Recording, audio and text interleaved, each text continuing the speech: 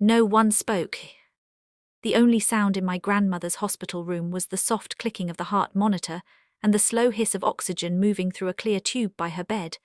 The afternoon light had turned pale by then, almost grey, and it made everything look tired. The chair under me creaked once when I shifted, but even that felt too loud, so I sat still again.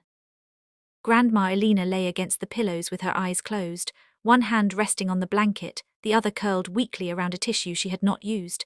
Her face looked smaller than it had a month before, smaller but not weaker. There are some people age cannot shrink, not where it matters. My grandmother was one of those people. I watched her chest rise and fall. Then the door opened behind me, and I did not have to turn around to know it was my mother.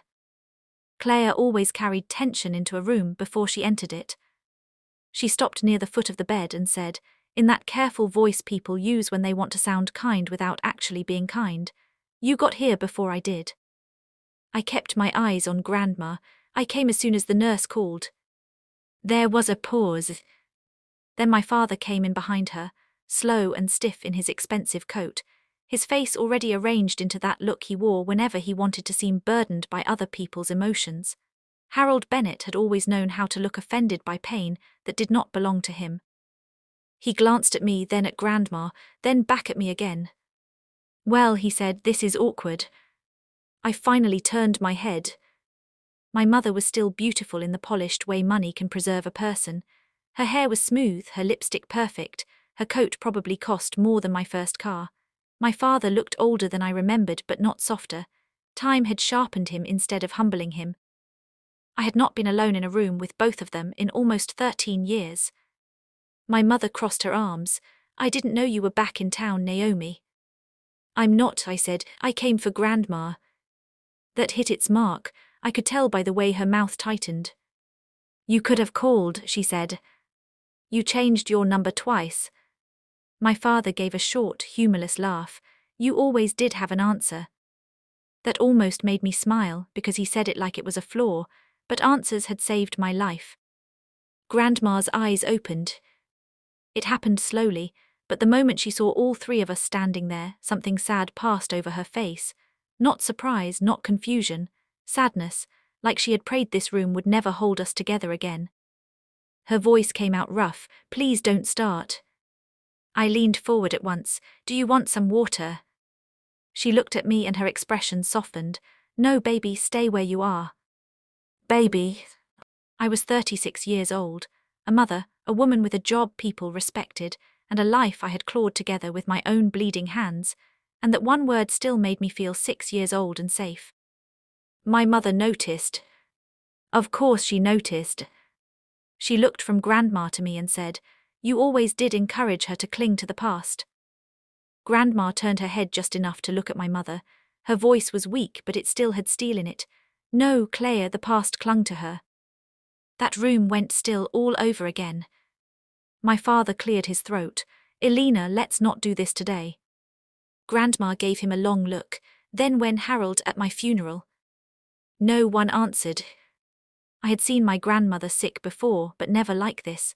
Never with that tone. Never with the feeling that she had stopped trying to protect the people who did not deserve protection. I felt it in my stomach before I understood it with my mind. Something had changed. My mother walked to the window and stared out like she was above all of us. "The doctor said stress is not good for you." Grandma let out the faintest dry laugh. "My whole family is stress."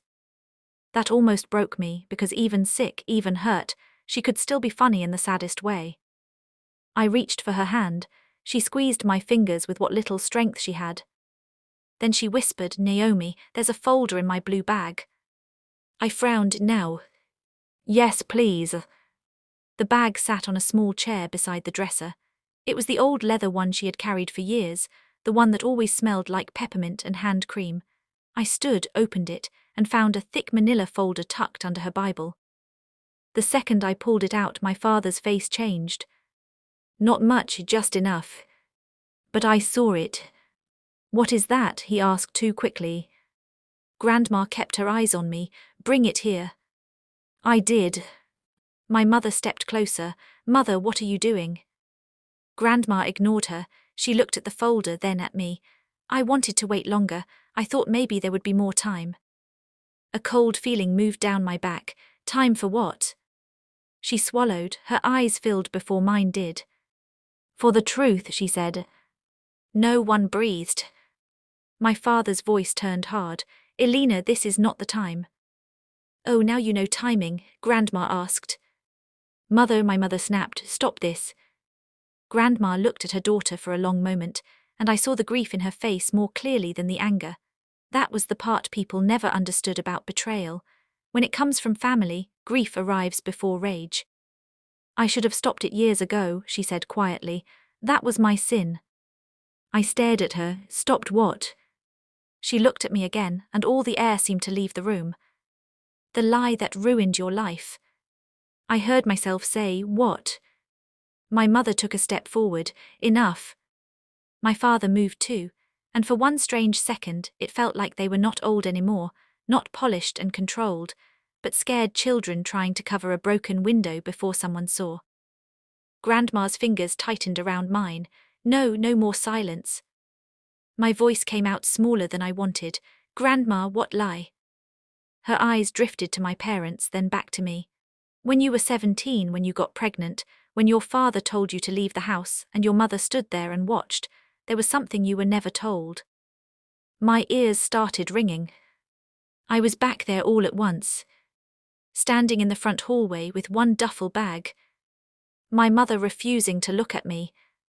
My father saying I had shamed the family. The front door opening. The cold air. My hand over my stomach, not even showing yet, and still somehow already blamed for everything. I swallowed hard. What are you saying? My mother's voice shook now, not with weakness but anger. She is confused, she's sick. Grandma turned sharply toward her. I am dying, not confused. That hit the room like glass breaking. Even my father went pale.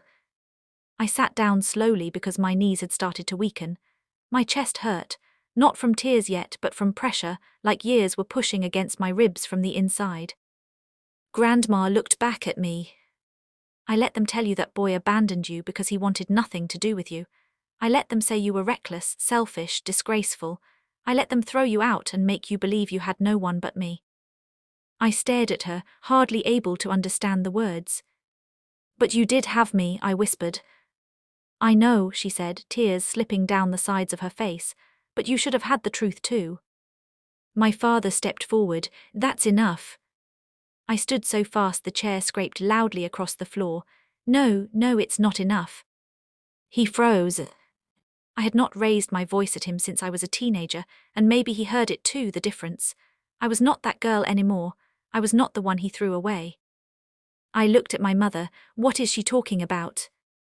My mother's face was tight, almost elegant in its cruelty. Your grandmother is emotional, she always was. Grandma laughed again, bitter this time.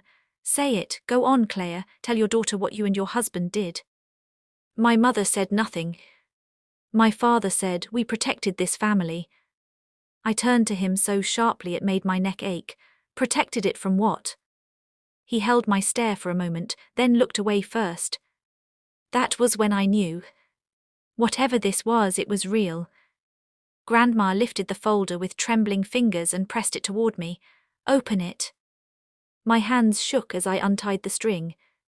Inside were old papers, copies of letters, a faded envelope, and a photograph I had not seen in almost 2 decades. I picked up the photograph first. It was me at 17, standing under the oak tree behind my high school with Daniel Reed, the father of my baby. He had one arm around my shoulders, and I was laughing at something outside the frame. We looked young, too young, but happy, truly happy. My throat closed. Daniel. I had not said his name out loud in years. The last thing I ever heard about him was what my father told me the night I got thrown out. He left Naomi. He said the baby might not even be his. He wants no part of this. I believed that lie because I was 17 and terrified, and because when your own parents speak with enough certainty, their lies can sound like law. I looked at the envelope next. It had my name on it, written in Daniel's handwriting, and it had never been opened. My heart stopped. I looked up at my parents, then at Grandma. My voice cracked right down the middle. When was this written? Grandma closed her eyes for 1 second, then opened them again. The week after they forced him out of town, she said. The room tilted. I gripped the bed rail to stay steady. My mother whispered, "Mother." But Grandma was done being afraid. She looked me right in the eyes and said the words that split my life clean in two. Daniel did not abandon you, Naomi. Your parents paid him to disappear, and when he refused, they threatened to destroy him, and that is not even the worst thing they hid from you. And that was how the silence in that hospital room finally broke for good. For a few seconds, nobody moved. I could hear the monitor again. Beep, beep, beep, slow and steady, like it did not understand a bomb had just gone off in the middle of the room. My fingers were still wrapped around the unopened letter. My name, Naomi Bennett, stared back at me in Daniel's handwriting, and I felt 17 all over again. 17, scared, pregnant, humiliated, and waiting for a phone call that never came, waiting for a knock on the door that never happened, waiting for the one person I thought loved me enough to fight for me. My father had told me Daniel ran. My mother had stood there and said nothing. And I had built my whole adult life on that wound. I looked at my father first because anger reached him before it reached anyone else. You paid him to disappear. He straightened his shoulders like posture could save him. It was not that simple. That answer did something ugly inside me. I laughed once, but there was no humor in it. Then make it simple. My mother stepped in before he could answer. Naomi, you were a child. You have no idea what that situation looked like from our side. I turned to her. Your side. Her mouth hardened. Yes, our side. You were 17, pregnant, reckless. Daniel had no prospects, no stability, no family name worth speaking of, and you were about to throw your whole life away. I stared at her. There it was, not guilt, not regret, just pride dressed up as reason. Grandma Elena shifted in the bed, her voice low but sharp. You mean she was about to embarrass you? My mother ignored her. We were trying to protect Naomi from making a mistake that would ruin her future. I lifted the letter in my shaking hand. By lying to me. My father finally spoke, by doing what needed to be done. That broke the last little thread of calm I had left. What needed to be done? I snapped. You threw me out. You let me believe the father of my child called me trash and walked away. You let me cry for him for months. You let me raise my son thinking he wasn't wanted. And you are standing here telling me that needed to be done. My mother flinched at the word son, and I noticed it. Small but real. My son Caleb was 18 now, tall, kind, stubborn and smarter than I had ever been at his age. My parents had never met him. That had not been an accident. That had been a choice I made and never regretted. Until that moment, I thought I had kept Caleb away from people who rejected me. Now I was starting to understand. I had kept him away from something much darker. Grandma looked at me. Open the letter, baby. I swallowed hard. My fingers slipped under the edge of the envelope. The paper inside was yellowed a little with age, folded twice. I unfolded it slowly and the room went so quiet I could hear my own breathing. Dear Naomi, if you are reading this, then somehow I found a way to reach you. I have tried calling, writing, and coming by your house, but your father met me outside today and told me I would be arrested if I ever came near you again. He said you told him you never wanted to see me and that the baby might not be mine. I know that is not true. I know you, I know us. I love you.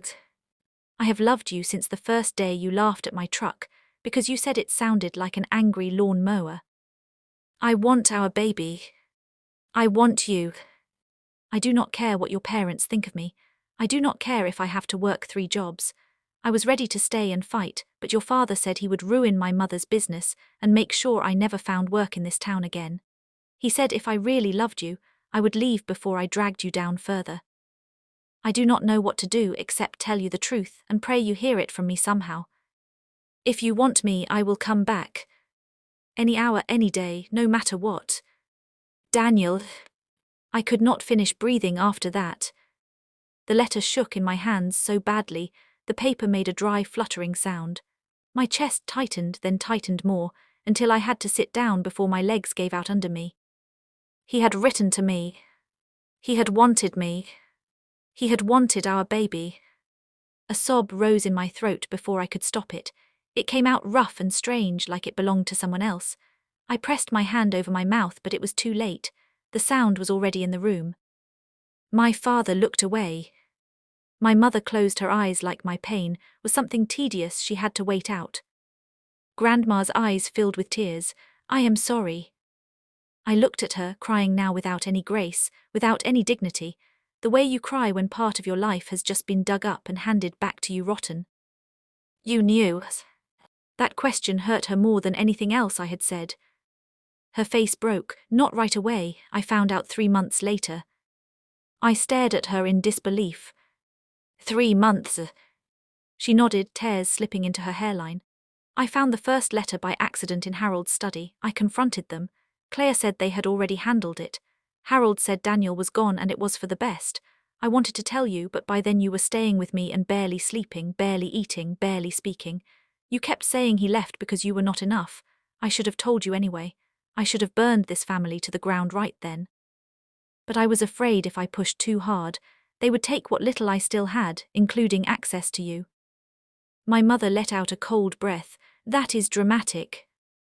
Grandma turned her head and looked at her daughter with a sorrow so deep it almost felt holy. No, Claire, what is dramatic is ruining your own child's life to keep your dinner invitations. I looked back down at the letter and read one line again. If you want me, I will come back. I whispered it out loud. Then I lifted my head. Did you tell him I said the baby might not be his? My father answered this time, yes. I stood again. Wise. He met my eyes, and for the first time I saw something that looked almost like shame. Almost, but not enough. Because boys like Daniel make promises they cannot keep. Boys like Daniel, I repeated. He was poor, my mother said flatly. He came from a struggling family. His mother cleaned offices. His father was gone. He would have trapped you in a miserable life. I was shaking too hard to stand still, so instead you trapped me in one.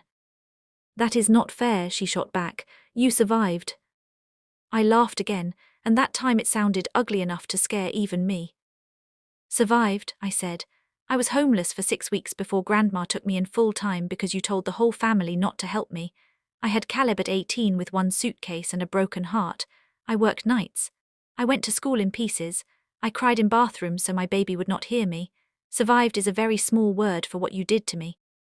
My father's face darkened. We did not tell family not to help you. Grandma spoke without hesitation. You told them she was unstable and ungrateful. You told them helping her would only encourage rebellion. I turned to him. Is that true? He did not answer. That was answer enough. I folded the letter carefully, almost gently, because Daniel's hands had touched it once, and that mattered to me now in a way I could barely explain. Then I put it back in the envelope and held it against my chest. My voice came out quiet. Where is he? Both of my parents tensed. Grandma noticed too. That, she said, is the part they never wanted you to ask. I looked at her, you know. A little. My mother stepped forward fast. No. That one word rang through the room. I turned slowly toward her. No. She realized too late how much she had revealed with that single reaction. Mother, she said tightly to Grandma, you have done enough. Grandma's breathing had gotten more strained, but her eyes were clear. Not yet. I could feel the whole shape of my life shifting under my feet. Caleb's face flashed through my mind. All those years he asked about his father when he was little. All the times I said he left, sweetheart. Sometimes people make selfish choices. All those times I swallowed my own hurt and turned Daniel into a lesson because I thought that was better than turning him into a ghost. I had lied to my son because I was lied to first. And now there was more. I walked closer to the bed. Grandma, tell me everything you know. She glanced at the door, then back at me. There's another paper in the folder, the hospital parking receipt. On the back I wrote the address where I found Daniel the last time I saw him. My heart slammed against my ribs. You saw him. My father moved so suddenly, his chair tipped backward and hit the floor. Elena. Grandma did not even look at him. Yes, Naomi, I saw him. My mouth went dry. When? Her answer came slowly, like each word cost her. The night you went into labor. The room spun. My mother grabbed the bed rail. My father looked ready to tear the letter from my hands. I could barely hear my own voice. What do you mean you saw him the night I had Caleb? Grandma looked at me, and the guilt in her face was old, buried, and heavy enough to crush stone. Because he came back for you, she whispered, and by the time I found him he was bleeding. Then she closed her eyes for one long second, and when she opened them again, she said the words that sent cold terror through my whole body. Your father was there before I was. The room went dead quiet again. Not the soft quiet from before, not the tired silence of a hospital room at the end of the day. This silence was sharp. It cut through the air and held itself there, like even the walls wanted to hear what came next. My father did not speak. That frightened me more than if he had shouted. I turned to him slowly. What did you do?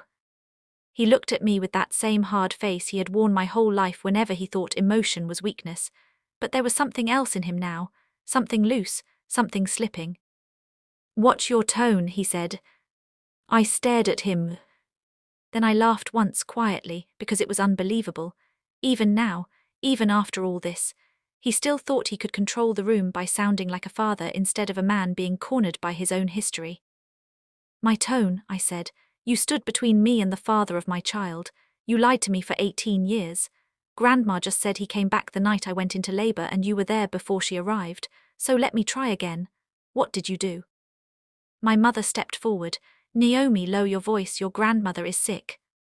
I turned to her so fast she stopped moving. No, you do not get to hide behind her now. My voice shook, but not from fear, not anymore.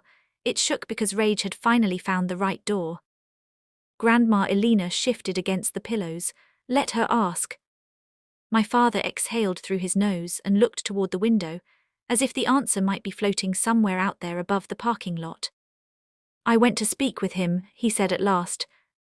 The words were so calm I almost missed how ugly they were. Speak with him, I repeated. You went to speak with him while I was in labor. He had no business showing up. He was the father. He was a boy with no plan. I took a step toward him. He had a plan. He wrote that in the letter. He said he would work 3 jobs. He said he wanted me and the baby. My father's jaw tightened.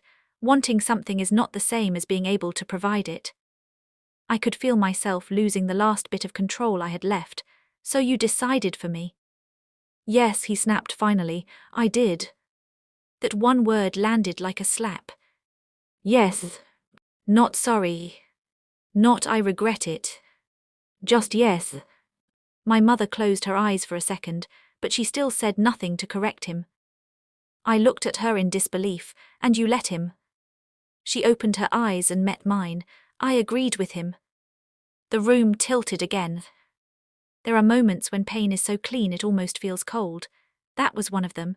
All those years I had told myself my mother had been weak, passive, cowardly. I thought maybe she stood there because she was afraid of my father or of scandal or of saying the wrong thing. But no, she agreed. That hurt even more. Grandma whispered, Claire. My mother did not look at her, she looked at me. You were 17, she said. You think you were in love, but you were a child. One mistake was already changing the course of your whole life. We could still save some part of your future. I shook my head slowly. No, Mom, you were saving your own image. Her face hardened.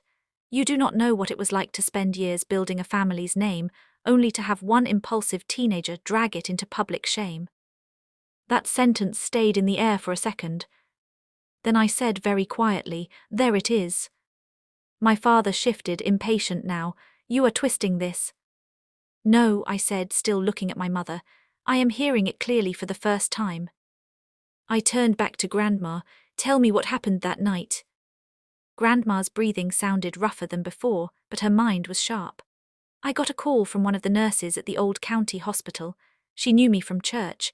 She said a young man had been brought in after a fight in the parking lot. She said he kept asking if a girl named Naomi had already delivered her baby. I closed my eyes. Daniel, hurt, asking for me. My hand tightened around the letter, so hard I thought it might tear. Grandma continued. By the time I got there, he had a cut over one eye, blood on his shirt, and 2 cracked ribs. He was trying to leave before the doctor cleared him. I opened my eyes. Did he tell you what happened? She nodded once. He said your father warned him to stay away. Daniel refused. Harold pushed him first. Daniel pushed back. Hospital security got involved after that. But before they came, Harold told him if he ever tried to contact you again, he would make sure he disappeared in a way no one could trace. My stomach turned. I looked at my father. He did not deny it. He only said, "That is not what I meant." I stared at him. What did you mean then? He looked annoyed, which was the most shocking part. Annoyed like details were getting in the way of his dignity. I meant I would use every legal and financial resource available to keep him from you. Grandma let out a tired, disgusted breath. That is not how he heard it, Harold, and you know it. My father said nothing. I turned back to Grandma. What else did Daniel say? She swallowed. He said he had been trying for months to get word to you. He said his letters were being returned or disappearing. He said every time he called, someone hung up. He said he came back because he heard from a friend that you were close to your due date, and he could not live with himself if he did not try one last time. Tears burned behind my eyes again, but I held them there. Did he know I was in labor? Yes. Did he see me? Grandma's face fell. No. That little word hurt more than a scream. I looked down at the floor. The pattern of the hospital tile blurred for a second. He was right there, I whispered, and I never knew. No, Grandma said softly, you never knew. My mother moved toward me again, but slower this time. Naomi, listen to me. We did what we thought would protect you from a life of struggle. I looked up, a life of struggle. She pressed her lips together. You had potential. And what did Daniel have? She did not answer. That was answer enough too. I thought of every late shift I worked, every rent payment I almost missed, every birthday I turned into something beautiful for Caleb, even when I barely had enough money for groceries, every parent conference I attended alone, every night I sat on the edge of my bed after he fell asleep and wondered if I had been that impossible to love at 17. My parents had not saved me from struggle. They had sentenced me to it. And they had stolen the one person who might have shared it with me. I asked the question I was suddenly afraid of. Where did he go after that? Grandma looked at the folder. There should be a note card in there, white folded in half. I crouched by the chair and went through the papers carefully. My fingers found it near the bottom. The card was old and bent at one corner. Inside was an address in Ohio, written in Grandma's careful hand. And beneath it one sentence. Moved after the accident. Said he would wait until Naomi was safe from them. I read it twice. Then a third time. Accident. I looked up sharply. What accident? Grandma closed her eyes. My father muttered, this has gone far enough. I ignored him. Grandma. She opened her eyes again and her voice dropped. 2 weeks after Caleb was born, Daniel's truck was run off the road outside town. The blood drained from my face. My mother whispered, Mother, stop. But Grandma was done stopping. He survived, she said, looking only at me. But he was injured badly. Shoulder, leg, head. His mother took him to relatives in Ohio after that. I felt suddenly cold all over. Was it my father? My father's face changed for the first time in a real way. A flicker of outrage, then fear, then offense. No. I held his gaze. Are you telling the truth? Yes. Grandma looked between us. I never had proof. Daniel thought it was a warning. He did not know for sure. I did not know for sure. My mother spoke up quickly, almost too quickly, because it was not him. I turned to her. You sound very certain. She folded her arms. Because I was there the night Harold came home after the hospital. He was furious, but he was home. At what time? She hesitated. Just a second. But I caught it. At what time? I asked again. Her chin lifted. Late. I nodded slowly. That is not a time. Naomi, she said sharply, do not do this. Do not do what? Notice when you lie. The room went still again. Then, to my surprise, Grandma gave a weak little smile. It almost made me cry. Even now, even in pain, she approved of me finally fighting back. I sat beside her again and lowered my voice. Why did you stay quiet all these years? That question was for all of them, but Grandma answered first. Because I failed you once, and then every year that passed made the truth harder to carry into the light. Then Caleb got older, and I thought if I tell her now I do not just break her heart again, I break his idea of himself too. I kept waiting for a clean moment. There never was one. I nodded through tears, and them. Grandma looked toward my parents. My mother said nothing. My father said because it was done. I looked at him in disbelief. It was done. Yes, he said. What good would reopening it do? You had a stable life, a respected career, a son who turned out well. Dragging up old pain would only poison what was left. I stood again. What was left? I said. You mean the version of me that still spoke your names without spitting? My mother gasped softly. My father's face hardened. But I was beyond caring. For years I had imagined meeting them again. I thought maybe I would cry. Maybe I would finally ask why they did not love me enough to stand beside me when I needed them most. Now I knew the truth was worse. They loved control more than they loved me. I looked at my mother. Did you ever think about Caleb? Not me, him. Did you ever think about what you stole from your own grandson? Her eyes flickered. That was the closest she had come to pain all day. We tried to reach out when he was little. I laughed in disbelief. With birthday cards sent through attorneys after you made sure I had nowhere to go. She looked away. Grandma whispered, there is one more thing.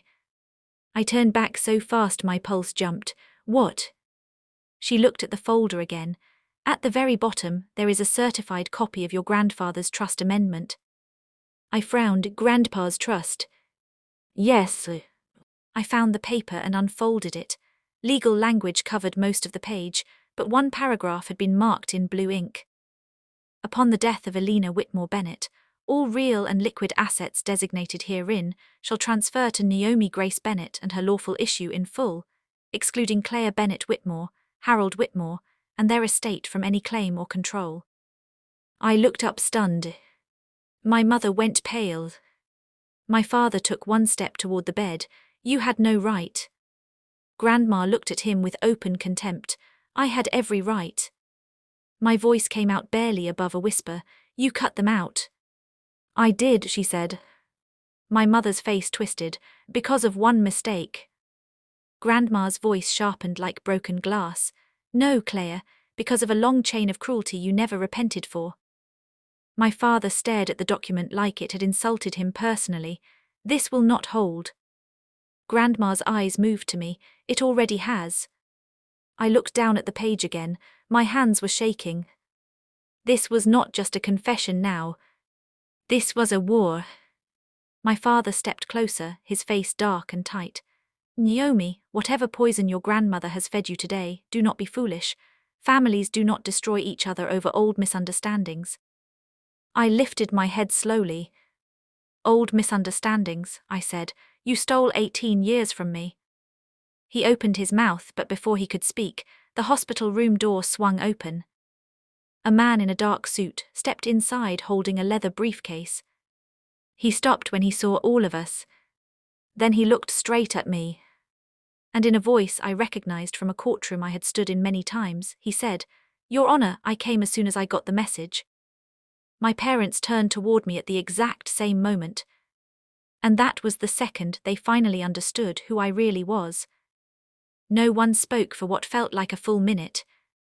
The lawyer stood in the doorway with his briefcase in one hand, looking from me to my grandmother, then to my parents, like he had walked into the middle of a storm and instantly understood he was already too late to avoid it. My father was the first to find his voice. Your Honor. He said it like the word did not fit in his mouth. Like it was foreign. Like it had no business belonging to me. I turned slowly toward him. My pulse was loud in my ears, but my face stayed calm. I had learned that calm in courtrooms, in chambers, in years of listening to people lie with polished voices and expensive clothes. I had learned that stillness because emotion was always used against women like me, especially women like me who had once been called reckless, unstable, too young, too soft, too ruined. I had built a life on the bones of everything they said I could never recover from. And now they were seeing it for the first time. The lawyer cleared his throat. I can step outside if this is not a good time. No, Grandma Elena said weakly from the bed. Please come in, Martin. This is exactly the right time. Martin hailed. I had known him for 6 years. We first met when I was still a district court judge, and later when I moved to the state bench, he appeared before me often enough to know better than to waste my time with theatre. He was a careful man, a smart one, and not easily shaken. But even he looked stunned by the sight of my parents staring at me like strangers. My mother's voice came out thin. Naomi, what did he just call you? I looked at her. There are questions people ask because they want truth, and questions people ask because they want reality to change before it reaches them. That was the second kind. Martin glanced at me, waiting. I gave a small nod. Then he said it plainly, Judge Naomi Bennett Carter. My father actually took a step back. My mother's hand went to her chest. For one sharp, bright second, I saw them not as parents, not as the giant figures who once towered over every choice I made, but as two agging people caught in the collapse of a story they had told themselves for too long. In their version, I had been the family disgrace. The girl who got pregnant at 17, threw her future away, and should have remained a quiet cautionary tale forever. Instead, I had become the one person in the room they could not control. Grandma looked at me with tears in her eyes and the faintest little smile. I wanted them to hear it from someone else. I almost laughed through my tears. That sounds like you. It is, she said. My father's face had gone stiff in that dangerous way I remembered from childhood. You became a judge. It was not praise, it was accusation. I met his stare. Yes. My mother blinked hard, still trying to catch up. You never told us. The nerve of that almost knocked the breath out of me. I said you never asked. Martin closed the door quietly behind him. Ms. Bennett asked me to come because she wanted legal witnesses present when the trust documents were reviewed. My father turned toward him. You need to leave. Martin did not even look bothered. That is not your decision. That would have been satisfying enough on its own, but what made it sweeter was the way my father reacted to being spoken to like that. He hated losing rank in a room, always had. Grandma lifted her hand slightly. Martin, sit down. He pulled a chair closer to the bed and opened his briefcase. I could see copies of trust papers, notarized statements, and what looked like a sealed envelope with Elena Whitmore Bennett written across the front. My mother saw it too. Mother, what have you done? Grandma turned her head and looked at her daughter with such tired disappointment that the room felt colder. What I should have done years ago. I sat beside the bed again, still holding Daniel's letter inside the folded envelope. My hands had steadied, but only on the outside. Inside, I was still shaking. The truth about Daniel was already enough to rip a life in half. Now my parents were discovering my life had not broken the way they hoped it would. And still, somewhere under all of that, the deepest question remained. Where was Daniel now? Grandma looked at Martin. Tell them what I told you. Martin adjusted his glasses and spoke in the firm, neutral voice of a man used to saying hard things in clean sentences. Mrs. Bennett contacted me 3 months ago to update her estate documents and to prepare a sworn statement regarding matters she believed had been concealed from Judge Bennett Carter for approximately 18 years. My mother shut her eyes. My father said, "This is absurd." Martin continued as if he had not spoken. The statement includes allegations that Harold Whitmore and Claire Bennett Whitmore interfered with the relationship between Naomi Bennett Carter and Daniel Reed in the summer of 2008, that correspondence was withheld, and that coercive threats were made. My father cut in sharply. Allegations. Martin looked at him for the first time. Sworn statements carry consequences when challenged falsely. That quieted him for half a second.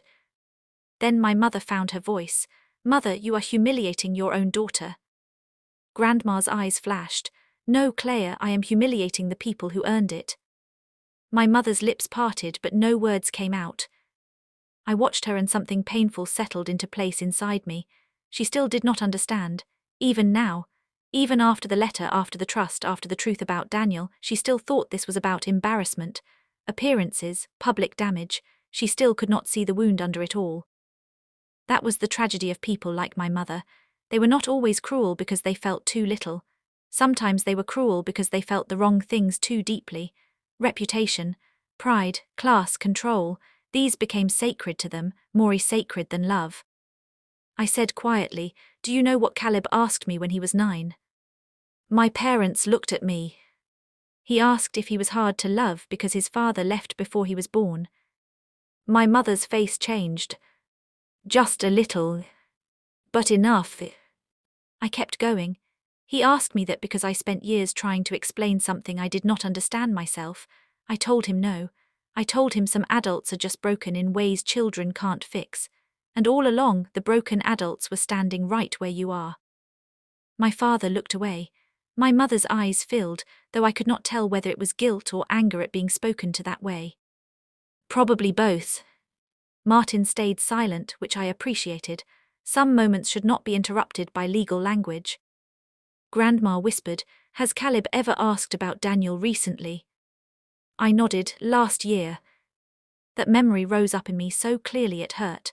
Caleb had been sitting at my kitchen table in his last year of high school. Long legs stretched out, half a sandwich in one hand, pretending not to care too much while caring more than he wanted me to see. "Mom, if he was alive, do you think he ever thought about me?" At the time, I had answered with the only truth I thought I had. "I don't know, baby." Now that answer felt like ash in my mouth. I pressed Daniel's letter against my knee and said, "He deserves to know." My father snapped back to attention. "You will not drag that boy into this." I turned to him with a look that shut him up before I even spoke. "That boy is your grandson," I said, "and you lost the right to decide anything about him before he was born." Grandma gave a weak but satisfied little nod. Martin slid a paper from his briefcase. "There is more." My stomach tightened. He looked at me. "Mrs. Bennett asked me to conduct a private search for Daniel Reed." Every nerve in my body lit up. My mother grabbed the rail of the bed again. My father went still. I stood. "You found him." Martin hesitated. "Not long. But enough to tell me the answer was complicated." "I found records," he said carefully. "Address history, employment records, a marriage certificate, medical filings, a death certificate for his mother." My breath caught. Marriage certificate. The word hit me strangely, not like a blade, more like a door closing softly in a house I had once lived in. 18 years had passed. Of course his life had gone somewhere. Mine had too, but hearing it out loud still stirred something deep and old and tender. Grandma watched my face with sorrow. "I am sorry, baby." I shook my head fast. No, he had a right to live, he had a right to move on, I'm not." I stopped and tried again. "I just need to know the truth." Martin nodded. "As far as I could confirm, he did marry. It lasted 6 years, ended in divorce, no other children listed." My knees nearly gave out from the wave of emotion that followed that. Relief, grief, strange, aching relief. No other children. Caleb was still his only child. It should not have mattered the way it did, but it did. I sank back into the chair. My father's voice was cold. "This is grotesque, digging through a man's life after all this time." I looked at him. "You dug through it first." He fell silent. Martin continued, "Mr. Reed is alive." The room disappeared. I heard Grandma gasp softly. My mother sat down without meaning to, like the truth had physically pushed her. My father gripped the back of a chair so hard his knuckles changed color. Alive. Alive. My mind could not move past it. Daniel was alive. Somewhere in the world, there was a man walking around with 18 years of grief behind him, and no idea how close his name was to being spoken back into the life it was stolen from. I whispered, "Where?" Martin looked at my grandmother first, then at me. Columbus, Ohio. He owns a small automotive shop with a partner. No criminal record. Property taxes current. He has no known political donations, no lawsuits beyond the divorce filings, and according to the woman I hired, he still keeps an old photo of you in his office desk. I covered my mouth. That was the moment I cried again. Not with the wild shock from before, but with something deeper and more helpless. A grief that had waited 18 years to be recognized. A love I had buried without proper funeral. A whole lost country inside me suddenly waking up. My mother whispered, "Oh my God." I turned to her through tears. "Now you say that." She looked wrecked for the first time all day. "Naomi, I didn't know he." "You didn't know he loved me," I said. "You did know, that's exactly why you got rid of him." She had no answer. My father tried a different path, the one men like him use when apology fails and control is all they have left. Even if he is alive, contacting him now would be irresponsible. Harmful even, he has a life. You have a life. Disturbing all of this could create legal complications, emotional damage, confusion for Caleb. I stared at him in disbelief. Then I said very calmly, "You do realize you are making my point for me." He frowned. "Every time truth gets close," I said, "you call it dangerous." No one answered that. Because it was true. Grandma looked exhausted now but determined. Naomi opened the sealed envelope. Martin handed it to me. My name was not on it, just Elena's handwriting and one line beneath it. For Naomi, when silence becomes more cruel than truth. My throat tightened. I opened it carefully. Inside was a letter from Grandma. Shorter than Daniel's, trembling in places, written recently. "If you are holding this, then I finally did what I should have done long ago. I loved you enough to protect you, but not bravely enough. That failure has haunted me every day. I cannot return your lost years, but I can place the truth back in your hands before I leave this world. Do not let them call vengeance cruelty. Sometimes consequences are the last form of honesty left. Tell your son who he comes from. Tell yourself who you were before they buried her. And if Daniel still has room in his heart for an answer, give him one this time." By the time I finished, the paper was wet from my tears. I folded it carefully and held both letters together. 2 people had loved me. One was dying in front of me after carrying too much guilt for too long. The other had been cut away from me before either of us knew how to fight hard enough. And the 2 people who should have protected me had built their whole peace on my ignorance. My mother finally broke. It happened quietly. Her shoulders fell, her face crumpled. She looked older in seconds. "I was ashamed," she whispered. The room turned toward her. She looked at me, not polished now, not elegant, just tired and human and ruined by her own confession. I was ashamed that my daughter was pregnant at 17. I was ashamed of the gossip, the church women, the neighbors, the people who would smile to my face and whisper later. I told myself I was saving you, but really, her voice broke. Really, I wanted the problem to disappear before it stained me. There it was. Plain. Ugly. Human. My father said Clea. But she kept going. I thought time would fix it. I thought if you built a life, if the boy disappeared, if enough years passed, then maybe the wrong thing would become a necessary thing in memory. She shook her head. But it never did. It just sat there, every holiday, every birthday, every time your mother said your name. I listened without interrupting. Because this was the confession the whole story had been moving toward. Not just what they did. Why they did it. Cowardice, yes. Cruelty, yes. But also vanity, fear, social hunger, the rotten little gods people bow to when love asks them to be brave. I asked, "And you?" I was looking at my father. His face had gone pale, but he still held himself stiff. "I did what fathers do," he said. I almost laughed at the emptiness of that. "No," I said, "you did what tyrants do." That landed hard. Grandma closed her eyes with grim approval. My father's voice rose. "I would not apologize for protecting my family." "You destroyed your family." "No, I preserved it." Martin, who had remained silent far longer than most people could have, finally spoke. Sir, with respect, what you preserved was your authority. That shut him up cold. I looked at Martin. Can he challenge the trust? Martin answered plainly, he can try, he will lose. My mother lowered her head. My father stared at him. And you are helping her do this? Martin's voice stayed even. I am helping the lawful beneficiary of a valid estate carry out the wishes of a competent client. The old man in front of me looked suddenly less like a mountain and more like what he really was. A man, just a man, agging, rigid, frightened of consequences, furious that the future had arrived without asking his permission. I looked at my grandmother. What do you want me to do? Her eyes opened slowly. I want you to stop protecting people who never protected you. I nodded once. That was when the decision became real. Not anger. Not impulse. Decision. I turned to Martin. I want copies of everything.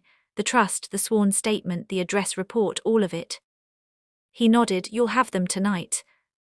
My father stepped forward. Naomi, think carefully. I looked at him. I am. My mother whispered, please do not take everything from us. That almost made me laugh.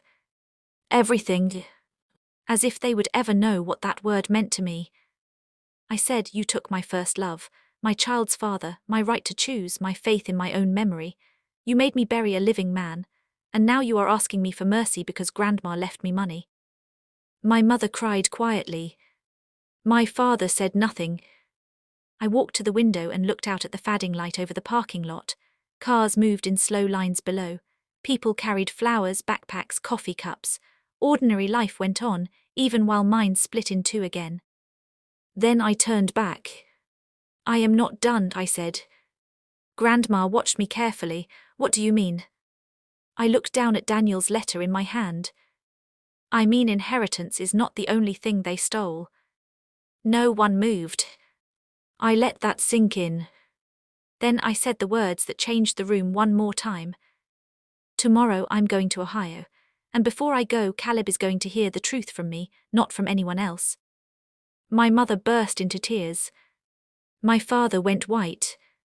And Grandma smiled through her own. No one said anything after that. The sun had dropped low outside the hospital window, and the room was turning gold and grey at the same time.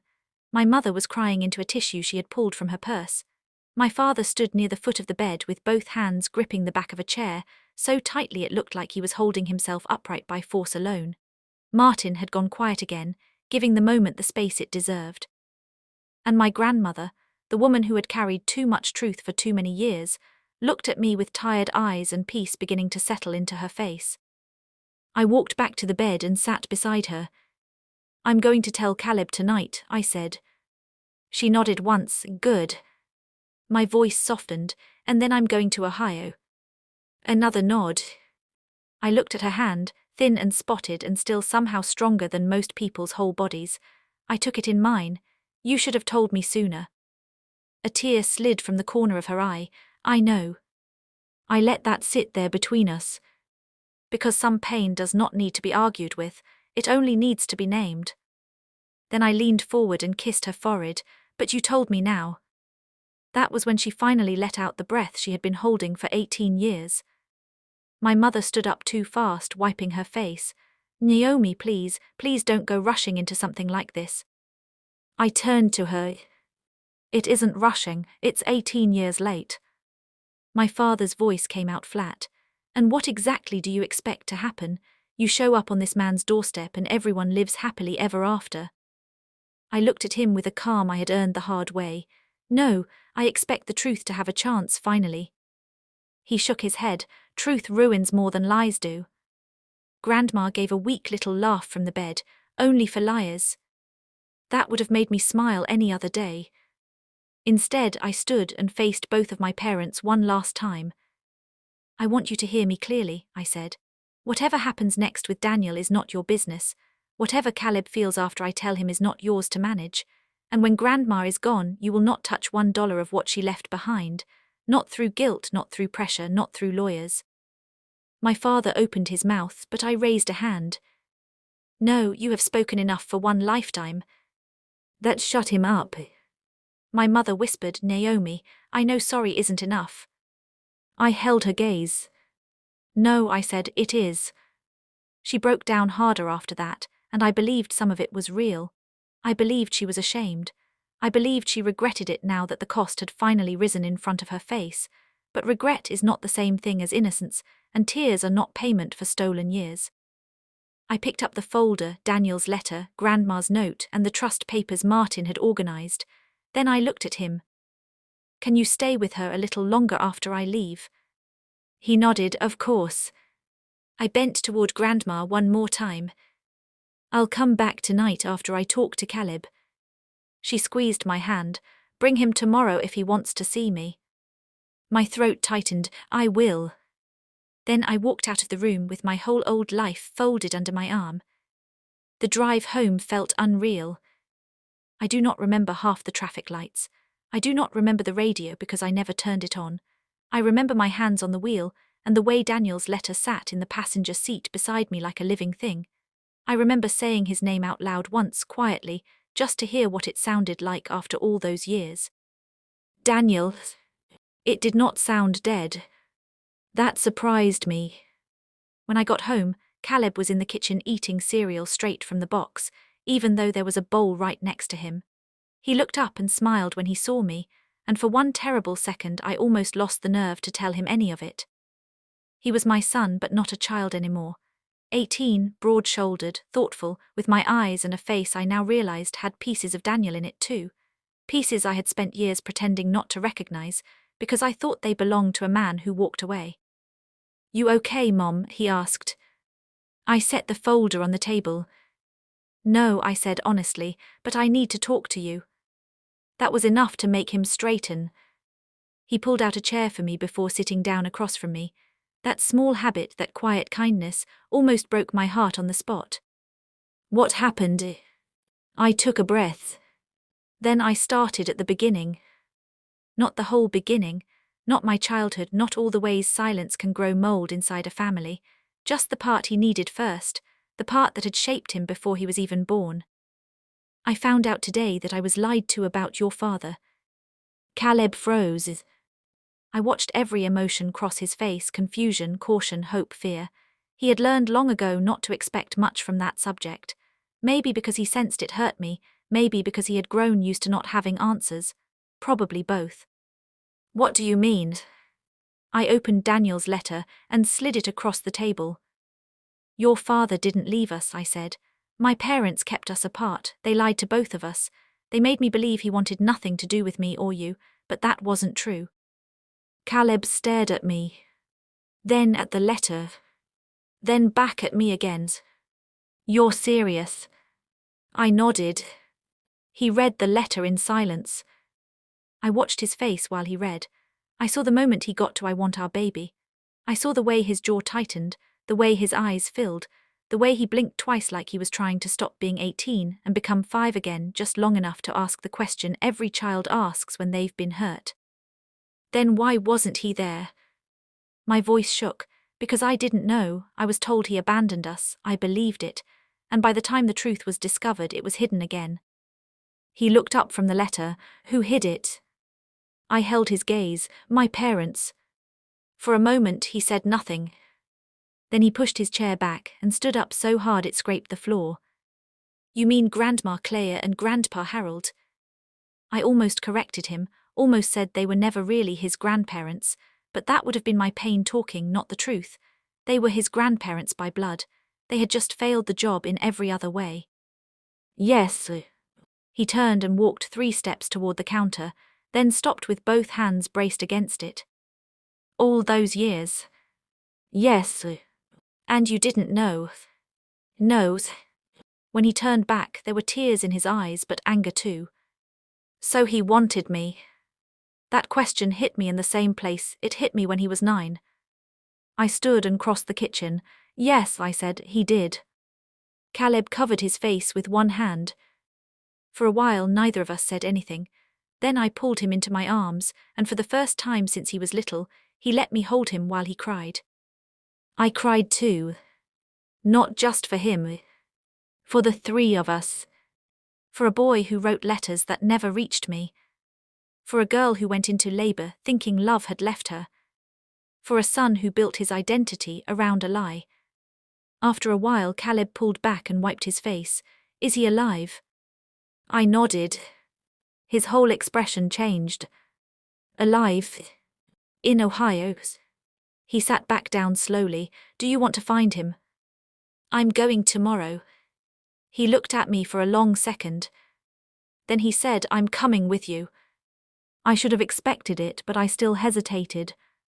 Caleb, this could be a lot. He gave a short, shaky laugh. Mom, I found out in the last 5 minutes that my dad wanted me and got pushed out of my life by people who smile too much at Christmas. I think we passed a lot. That made me laugh through my tears. There it was, that little bit of warmth in the middle of all the hurt. My son had always known how to bring light into places that did not deserve him. I nodded. Okay, you come with me. He looked down at the letter again. What about Grandma Elena? That question brought me back to the clock. She asked to see you tomorrow if you wanted. He stood immediately. Then we go see her first. So we did. It was almost 10 by the time we got back to the hospital. Caleb had only met Grandma Elena a handful of times growing up, always quietly, always carefully, because she was the one part of that side of the family I had never been able to cut off completely. She sent birthday books, handwritten notes, little checks tucked into graduation cards. I thought she was just trying to love us from a distance. Now I knew she had been trying to love us through guilt. When we entered her room, my parents were gone. I did not ask where. Martin was still there, reading over papers in the corner. He stood when he saw Caleb and gave him a polite nod before stepping outside to give us privacy. Grandma looked so relieved when she saw him that I nearly cried again. There he is, she whispered. Caleb walked to the bed. He was nervous and I could tell he did not know whether to smile or not, so he did both badly. Hi, Grandma Elena. She reached for his hand. You look like him. Caleb glanced at me, then back at her. Mom said that too. Grandma's eyes filled. I should have said more a long time ago. Caleb swallowed. Mom said you were scared. I was, she said, and I was wrong. He nodded like he needed that honesty more than comfort. Then he did something that made even Martin tear up later when I told him. Caleb leaned down and hugged her very carefully, like she was made of paper and light, and said, Thank you for telling her in time. Grandma broke after that. Not physically, not all at once, but something emotional in her finally gave way, and it was not ugly. It was peaceful, like a locked room opening. She looked at both of us and said, Whatever happens tomorrow, do not let their sin become your whole story. I nodded. Caleb nodded too. That was the last full conversation we had with her.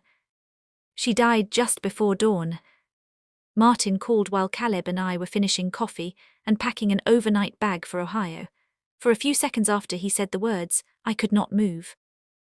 Then I sat down very slowly on the edge of the couch, and Caleb knelt in front of me and held my hands the way I used to hold his when he was little and sick.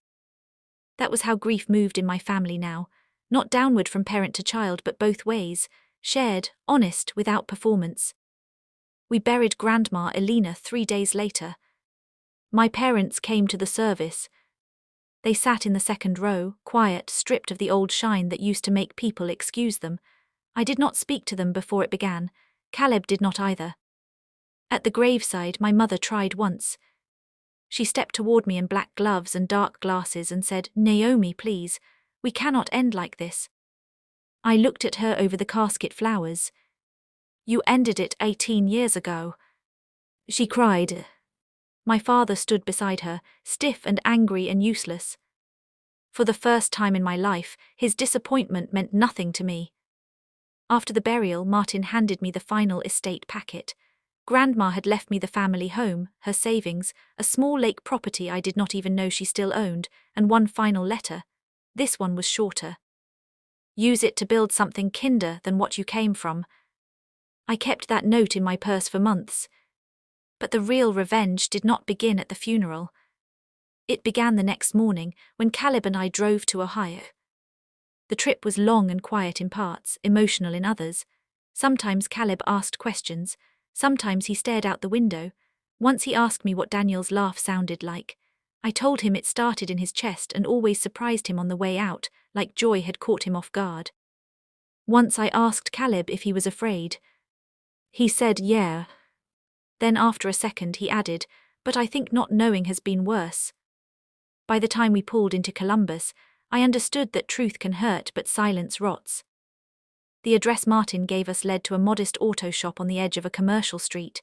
Reed and Lawson Auto Repair, blue sign, 3 service bays, 2 pickup trucks parked out front, neat place, honest place, the kind of place built by men who know how to fix what other people abandon. I could barely breathe. Caleb looked at me, you want me to go in first? That almost made me smile. No, baby, we do this together. We stepped out. The bell over the office door gave a little chime when we entered. A woman at the front desk looked up and smiled politely. Can I help you? My mouth went dry. We're here to see Daniel Reed. She nodded toward the open bay beyond the office. He's in the back under the red truck. Give him a second. Every part of me went still. Then I heard his voice. Muffled at first from under the truck. If that's Lawson, tell him I already know the alternator's shot and I still say he owes me lunch. It was older, rougher, but it was him. I knew it before I saw him. He rolled out from under the truck on a mechanic's creeper, wiping his hands with a rag, and the moment he looked up, time lost all dignity. He froze. The rag fell from his hand. There were lines on his face now, silver at his temples, a scar near his eyebrow I had never seen before. Life had happened to him, real life, hard life, but his eyes were the same. And when those eyes moved from me to Caleb, the world changed again. He whispered my name first. Naomi. Then he looked at our son. His mouth parted but no sound came out. Caleb stood beside me, tall and tense, and trying not to tremble. I held Daniel's letter in my hand and walked forward slowly. You wrote this to me, I said. His whole face changed. He stared at the envelope like he had seen a ghost. Then he looked back at me, and I watched 18 years hit him all at once. You got it, he whispered. No, I said, tears already falling, not until this week. He closed his eyes. And when he opened them again, they were full. For a second nobody moved. Then Daniel looked at Caleb again and said, in the softest, most broken voice I have ever heard from a grown man, is that my son? Caleb swallowed hard. Yes. Daniel made a sound then, not quite a sob, not quite a laugh, something torn clean open. He put a hand over his mouth. I nodded once. Yes, Daniel, this is Caleb. Our son. I did not say the words, but they were there. He took one step forward and stopped, like he did not know if he had the right to come closer. Caleb solved that for all of us. He stepped forward first. Not fast, not dramatic, just honest. Hi, he said, voice shaking. I'm Caleb.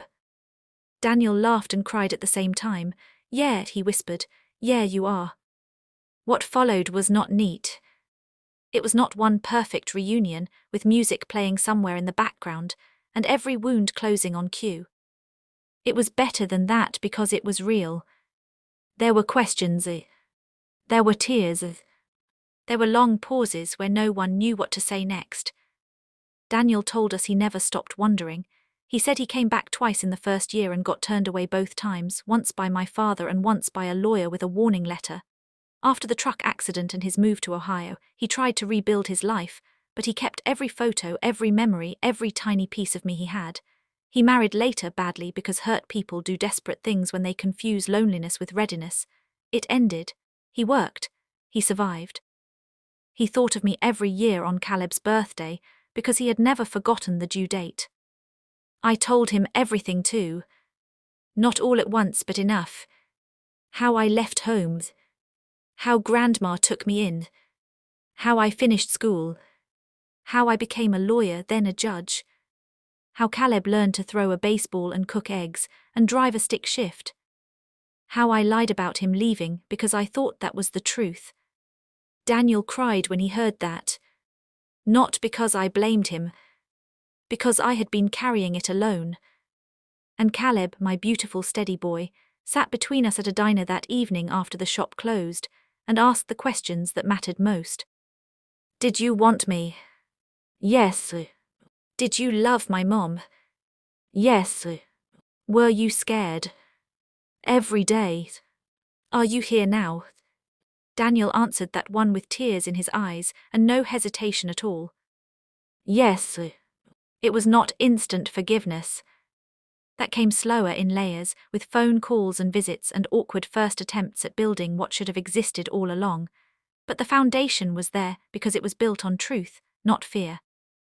As for my parents, the consequences arrived exactly the way Grandma said they should. The trust held. Their challenge failed. Martin made sure every document was airtight, every asset protected, every boundary legal and clear. My parents lost access to the money, the properties, and more importantly to them, the illusion that they still had influence over me. But the deeper revenge was not financial. It was that they had to live long enough to watch the life they tried to ruin become beautiful without them. Caleb chose for himself how much contact he wanted. For nearly a year the answer was none. Later he agreed to meet my mother once for coffee. He came home sad, not softened. He said, "I think she loves herself more than she knows how to love anyone else."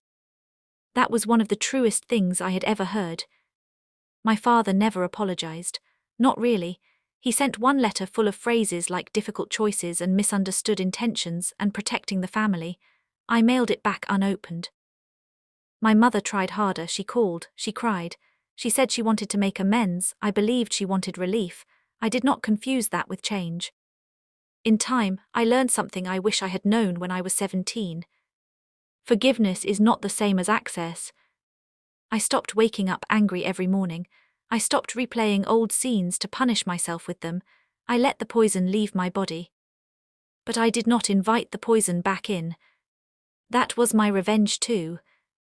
Peace with boundaries. Truth without apology. A future they could no longer touch.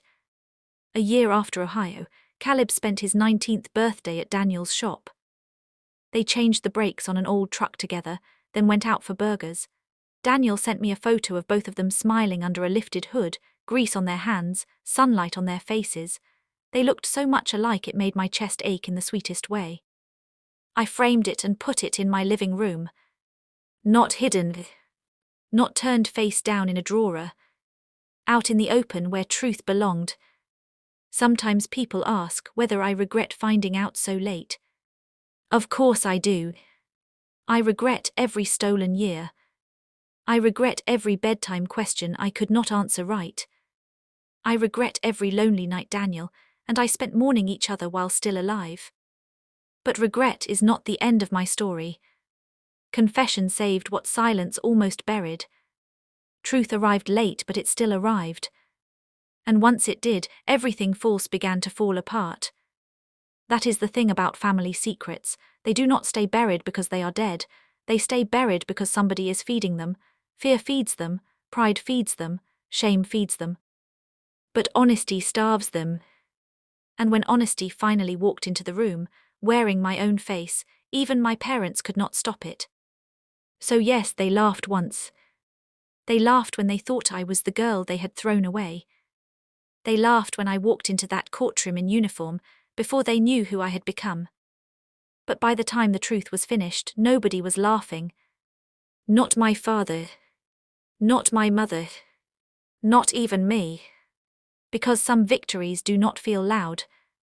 Some revenge does not come with shouting. Sometimes it comes quietly. In a hospital room. In an unopened letter. In a son hearing at last that he was wanted. In a man looking up from under a red truck and seeing the life stolen from him walk back through the door. And if there is a lesson in all of this, it is simple. Silence can protect a lie for years, but it can never turn that lie into love. Only truth can do that. And truth, no matter how late it arrives, still knows the way home. If this story touched you, take a second to like, comment and subscribe. Not for pity. For truth. Because somebody out there may still be living inside a lie they did not choose, waiting for the day silence finally breaks.